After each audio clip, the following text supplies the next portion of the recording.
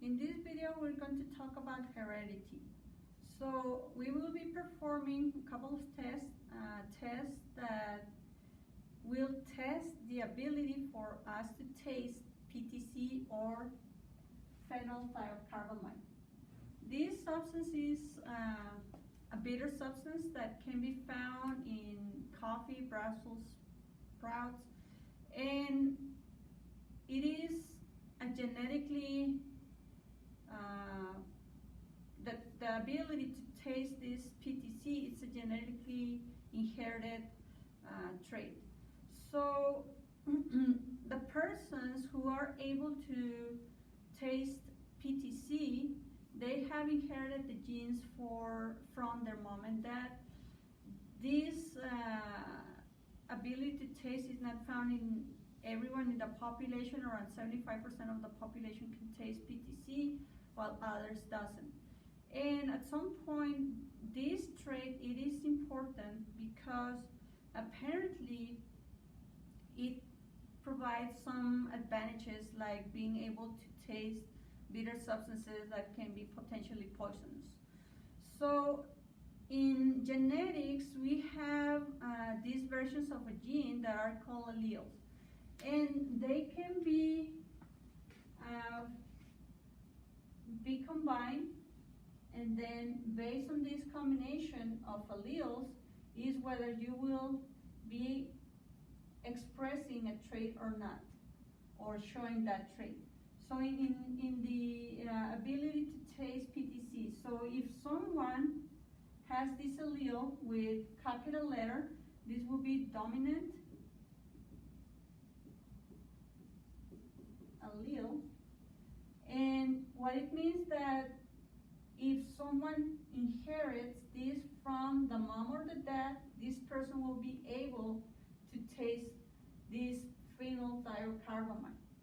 Now, we can have an allele that you write with lowercase, that it is recessive.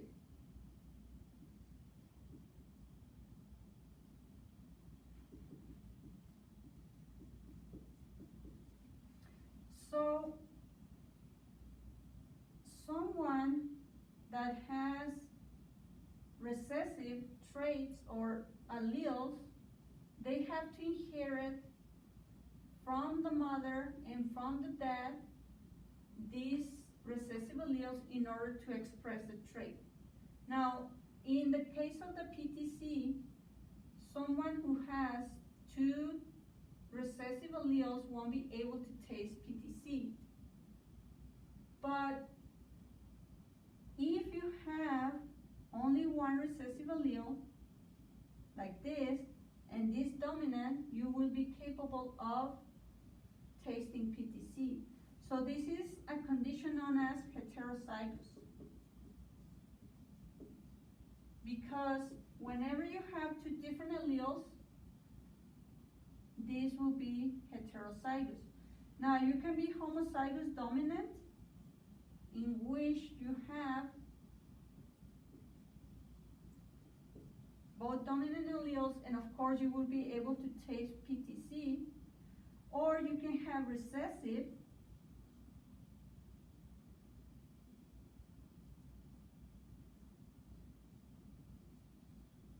homozygous, because they are the same, and you won't be able to taste PTC. So we have this flask with papers that has PTC on them, and then we have some with other substances that don't taste bitter, like in the case of thiourea.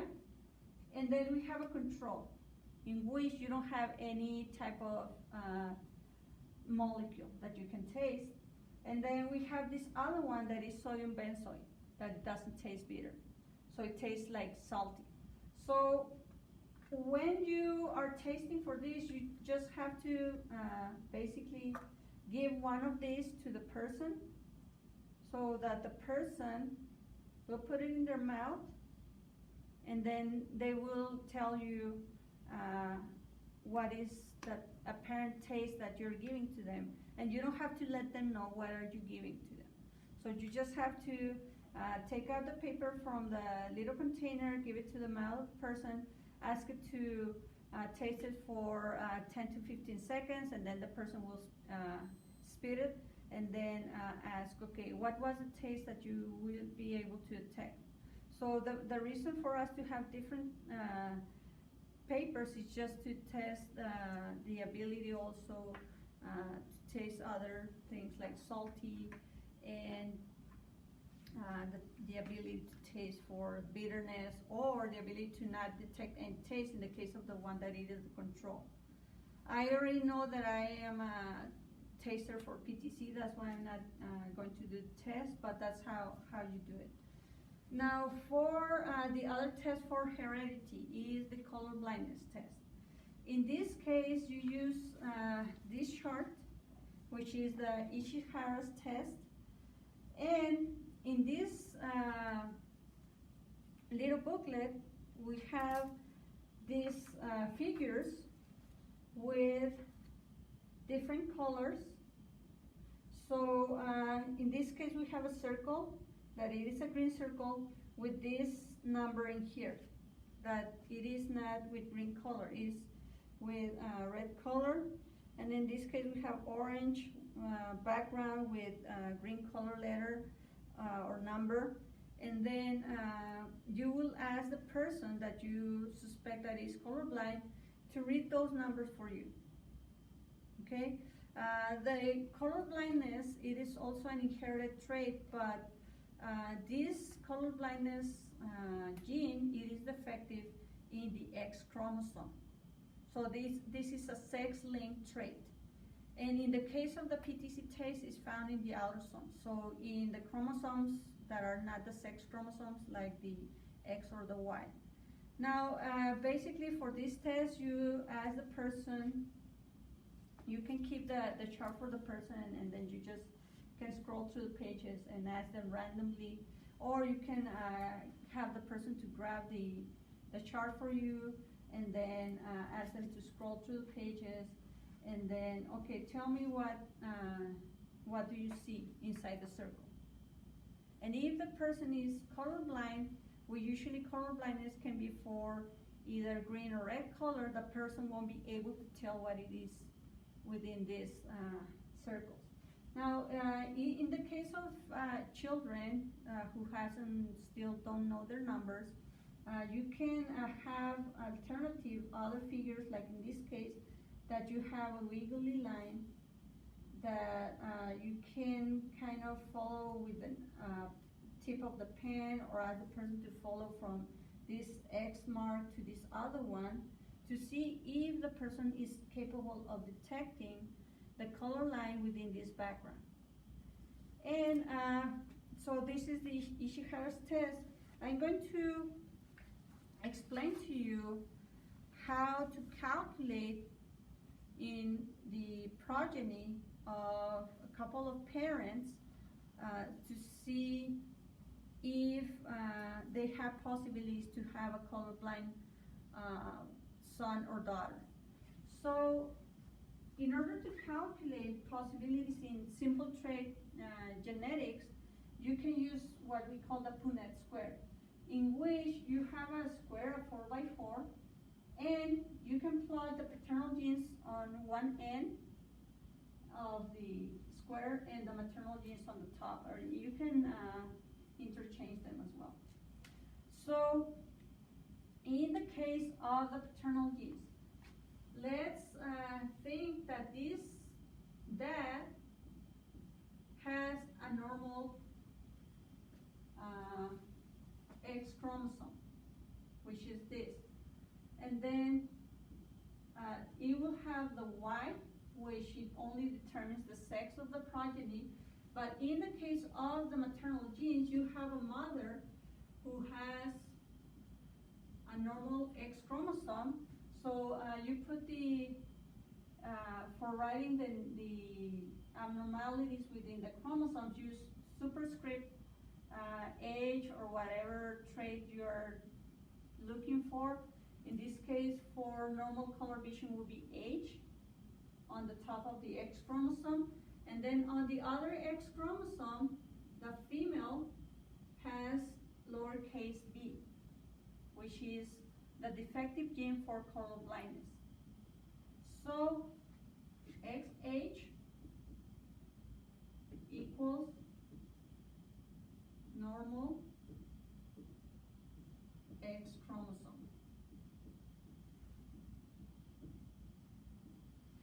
And X with superscript lowercase b is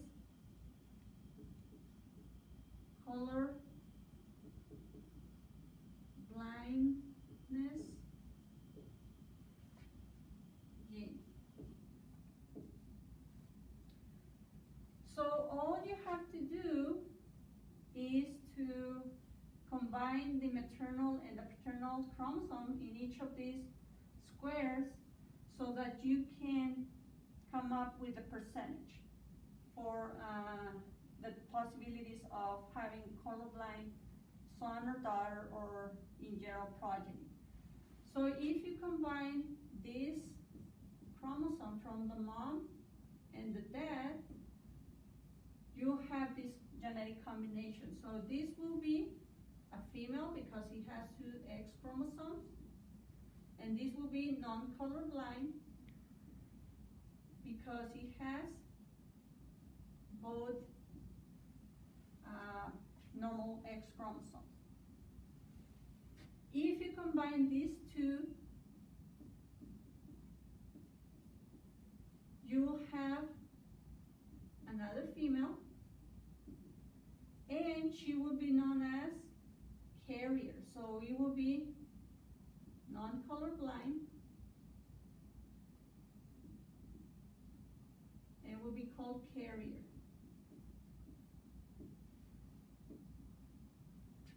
If you combine this with this,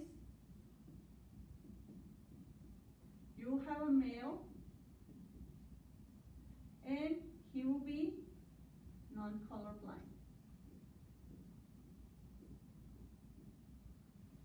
If you combine this with this,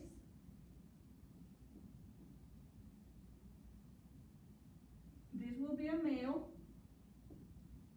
and he will be colorblind.